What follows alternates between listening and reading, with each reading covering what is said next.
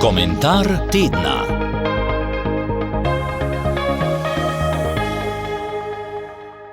Nekaj besed namesto žvižganja bom povedala za današnji komentar. Malo mi je nerodno, vendar priznam, pred nekaj desetletji mi je bilo žal, da ne znam žvižgati na prste. Kakšnih 40 let je tega, kar je to postalo prav koristna veščina. Bil je čas rastoče kljubovalnosti režimu komunistične partije, ko se je začelo dogajati ljudstvo ali ulica. Ljudje niso več hoteli skandirati Tito partija, ampak so vpili, da imajo dost, da so eni lopovi, da jih je treba izgnati, in so tudi žvižgali, topotali in spuščali zaničljive glasove, ali kako naj se izrazim. Na letošnji junijski državni proslavi se je med govorom državne predsednice Nataše Pirc Musar oglasilo nekaj žvižganja in to je bilo potem kakšen teden predmet silnega zgražanja. Žvižgi so se oglasili ob besedah, da je naša 35-letna zgodovina postala tudi zgodovina nenehnih bojev za vpliv na medije, nemalokrat tudi zgodovina poskusov razvrednotenja in utišanja novinarskih razkritij o korupciji, o tujem vmešavanju v volitve in o drugih aferah mednarodnih razsežnosti. Če nadaljujem citat, tudi napovedani ukrepi proti nevladnim organizacijam in civilni družbi na splošno, ki ima pomembno vlogo v širšem družbenem sistemu, zavor in ravnovesij, spominjajo na obujanje starih metod vpliva in nadzora, ki jim je samostojna Slovenija pred 35 leti odločno rekla ne. To so besede gospe predsednice in zatem je nadaljevala. Podrejanje javnih medijev in drugih neodvisnih kritičnih akterjev ni samo napad na svobodo novinarskega dela. Je tudi pot v enoumje, ki vladajočim omogoča, da počnejo, kar želijo, tudi če je to nezakonito, saj jim podrejeni mediji ne bodo gledali pod prste. Spreminjanje javnih medijev v državne in spodbujanje zasebnih medijev v škodo javnih ni razvojno. Vsi si želimo in tako dalje in tako dalje. Te besede predsednice države so bile kritično uperjene proti novi vladi, ki jo je sestavil Janez Janša, in bile so variacija na očitajoči govor nekaj dni prej. Ko je predsednica sprejela novo vlado, jo je posvarila, kako nesprejemljivo je omejevanje civilne družbe, poskus nadzora nad posamezniki, onemogočanje sindikalne dejavnosti, omejevanje svobode medijev in morebitni poskusi spreminjanja javne RTV v državno RTV. Na tej junijski slovesnosti ob državnem prazniku je bilo veliko ljudi, ki niso od včeraj, in se jim je to očitanje zdelo precej nenavadno.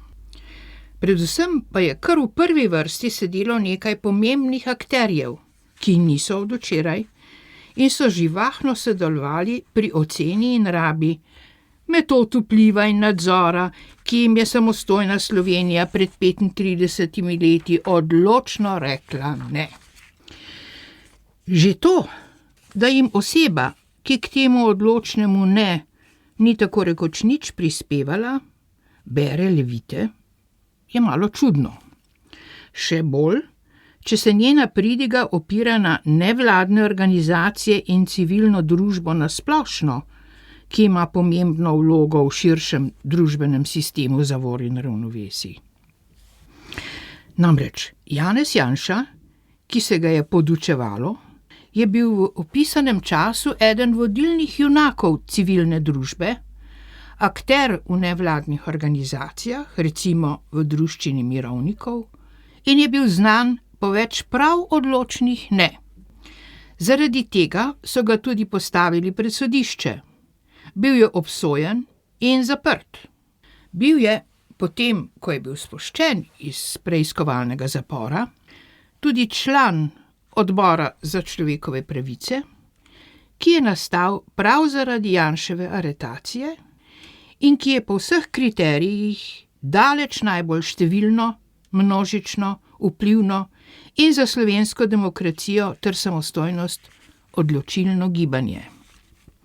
Za to dejavnost, mimogrede rečeno, nihče od nas ni bil plačan. Res je, da vsega kljubovalnega početja po večini nismo plačali z arestom, z različnimi manjšimi oblikami kazni pa, rečem v oklepaju. Če predsednica današnje Slovenije tega poglavja zgodovine ne pozna, ali se dela, da ne pozna, ne ve, je pozabila, zasluži žvižganje. V prvi vrsti je sedel tudi Milan Kučan, ki prav tako marsikaj ve o nevladnih organizacijah in civilni družbi ter njenem pomenu, ve tudi o enoumju. Je mogoče zaskrbljeno napel ušesa ob oceni predsednice, kako nesprejemljivo je omejevanje civilne družbe, nadzor nad posamezniki in, omejevanje svobode medijev, ker vse ima, da ne pozabim, pomembno vlogo v širšem družbenem sistemu zavor in ravnovesja. No, gotovo je vedel, da bo gospa predsednica o pravem trenutku potegnila zavoro in iz govora odstranila moteče elemente. Recimo to, s kakšno silno nejevoljo je šef slovenskih komunistov spremljal nastajanje nevladnih organizacij in pobude civilne družbe v 80. letih. Ali kako se je trudil z nadzorom posameznikov in sejanjem zdrah, da bi bili v teh nevladnih krogih čim manj uspešni. Kako mu ni bilo pod čast pomagati politični in vojaški policiji, da je aretirala Janeza Janšo. In kako je to nastajajočo civilno družbo razglasil kar za fašistično oziroma neonacistično.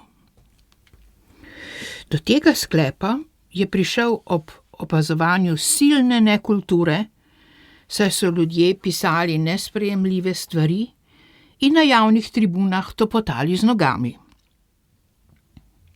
S to oceno je vsem osebam drugačnih nazorov priskrbel najbolj sramotno nalepko, ki jo zdaj pridno uporabljajo vsi, ki hočejo veljati za leve in progresivne in nasploh za cvet človeštva. Da zdaj ponovim refren. Če predsednica države tega poglavja ne pozna ali se dela, da zanj ne ve, zasluži žvižganje. Pa naj zdaj rečem še kaj o novinarski svobodi. Ko sem spomladi gostovala pred tem mikrofonom, sem povedala, da minevajo 4 meseci, kar je Igor Omerza objavil in javno predstavil 2 knjigi, Temno stran dela in Svetlo stran dela. Gre za 1000 strani skrbno dokumentirane polpreteklosti nekoč vodilnega slovenskega časopisa. Razkriva pa prav neusmiljeno to, da je tako rekoč vsa vodilna ekipa Dela delovala kot posebni oddelek politične policije. V prvih 4 mesecih Delo ni našlo volje, da bi o teh knjigah karkoli objavilo. No, zdaj so minili še 4 meseci. Delo še zmeraj popolnoma molči. Tako da, kaj naj zdaj? A naj ugibam? Mogoče je pa res strašni Janez Janša preslišal vse lekcije o pomenu svobodnih in neodvisnih kritičnih medijev.